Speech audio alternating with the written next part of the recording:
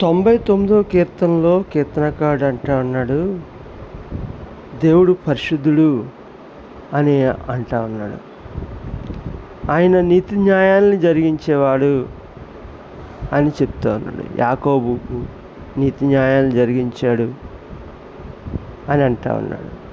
ఆయన ప్రార్థనలకు జవాబిస్తాడు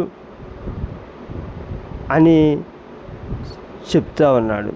ఆయన క్షమించే దేవుడు, చెడు కార్యాలు చేసినందుకు ప్రజల్ని శిక్షిస్తాడు కూడా అని ఆయన చెప్తా ఉన్నాడు.